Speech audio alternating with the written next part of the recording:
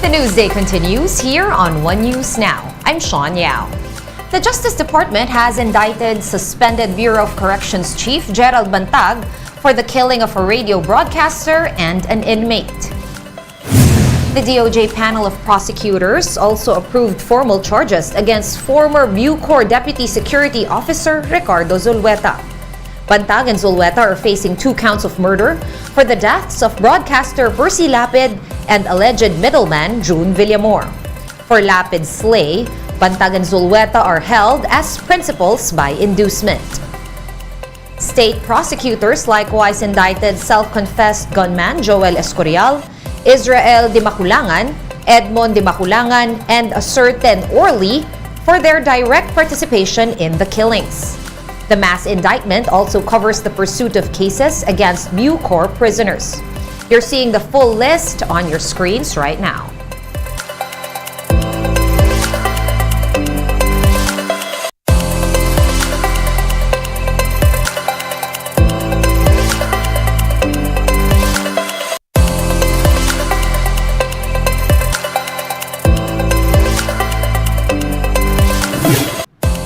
Moving on to other news, authorities believe that a former soldier led the operation to kill Negros Oriental Governor Roel Degamo.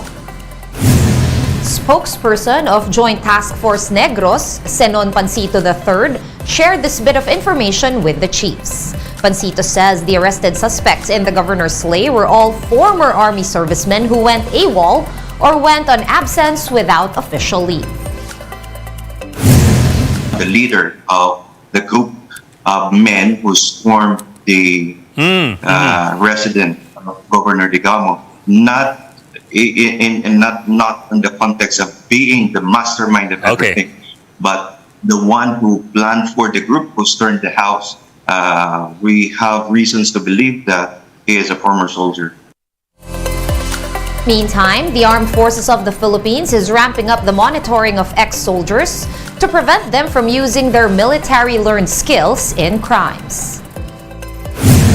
Our leadership now is really active into accounting those former soldiers that were separated from the service. Saan ba ito? I-monitor din po natin ito sila. At yung mga skills ba na na-acquire nila sa pagiging sundalo ay ginagamit pa ba nila? At mas lalo higit kung ginagamit ba nila ito sa kawalang hiyaan, sa kapulastugan, o sa paglabag ng mga batas natin. And Negros Oriental's new governor, Guido Reyes, has reported for work at the provincial capital in Dumaguete City. Visibly sick and frail, Reyes turned emotional when he saw the standee of the late Governor Roel Degamo. Reyes assured provincial government employees that they will remain in their posts even with the change of governors. On to another assassination case. Authorities are looking at black sand mining as a possible motive in the killing of Apari Vice Mayor Romel Alameda. PNP Chief Rodolfo Azurin said that Alameda was staunchly against the unsustainable mining practice, which is a source of livelihood of some residents in Cagayan. Azurin added that they now have leads to possible masterminds behind the crime. Alameda and 5 of his companions were killed in an ambush in Magabag, Nueva Vizcaya on February 19. Business rivalry in the sense na meron kasing ongoing na yung black sand mining.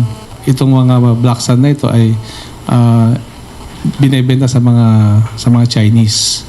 So ito yung isa sa nakikita natin na anggulo because Vice Mayor Alameda had been against sa na yon sa negosyo na yun na nininegosyo ng ibang mga kababayan niya doon sa Cagayan. One News Now will be back with more stories after this short break. Keep it here on One News.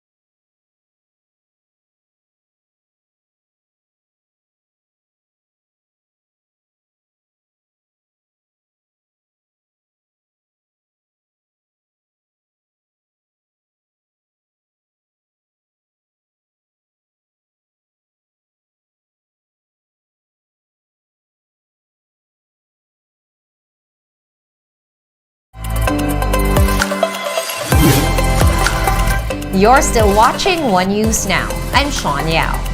Pag-asa is expecting the amihan or cold season to end by the middle of March, which means sunnier and hotter days ahead for the entire archipelago.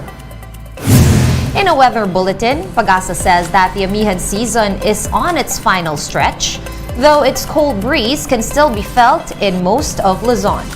In the next few days, cloudy skies with possible light rains will prevail in the northern and eastern portions of Luzon. On the other hand, scattered rain showers and thunderstorms will affect the Caraga and Davao regions due to a low-pressure area some 630 kilometers east-southeast of Hinatuan in Surigao del Sur. And motorists are slowly getting accustomed to the newly implemented motorcycle lanes along Commonwealth Avenue in Quezon City. That is according to MMDA Acting Chairman Attorney Romando Artes, who also said that there are fewer violators being caught by the day. The scheme is currently on a dry run, which means that MMDA enforcers will not issue tickets to violators until March 19. Mukhang nasasanay na po yung ating mga motorista. Ipagpapatuloy pa po natin for one more week ito pong ating dry run. And hopefully, sa mga darating na araw, mabawasan pa ng mabawasan hanggat sa wala na pong mag-violate nitong ating exclusive motorcycle lane sa Commonwealth. And Metro Pacific Investment Corporation, or MPIC, has launched an app to make medical consultations more convenient. MWell MD makes scheduling checkups and sorting medical records of patients more efficient and streamlined. The timing of the launch was also fitting, as the MWell app had just won Best Mobile Innovation for Digital Life at the Global Mobile Awards in Barcelona, Spain. The app can be downloaded on Google Play and Apple's App Store. Both the user numbers have been growing, the doctors enrolled in the system also are growing. No? So the future looks bright for the app, and we look forward actually to be able to deliver healthcare services to a greater number of Filipinos. Let's now check in on the day's other top stories. President Bongbong Marcos has ordered the Interagency Council Against Trafficking, the Presidential Anti-Organized Crime Commission, to step up their operations. This is in a bid to intensify the government's efforts against human trafficking. The chief executive also directed the Presidential Communications Office to assist in launching a public information campaign against human trafficking. Former presidential son and Davao City Mayor Baste Duterte has been named chairperson of the Interior Department's Peace and Order Council for Region 11. Baguio City Mayor Benji Magalong was named his counterpart at the Cordillera Administrative Region Council. And new vehicle sales in the country rose by 27.2% year-on-year in February. Vehicle sales reached nearly 31,000 units last month, higher than just the 24,300 units sold a year prior. Campi says that the positive sales growth indicates a continuously progressing automotive industry. One News Now will be back at 5:30 p.m. I'm Sean Yao. We are One News.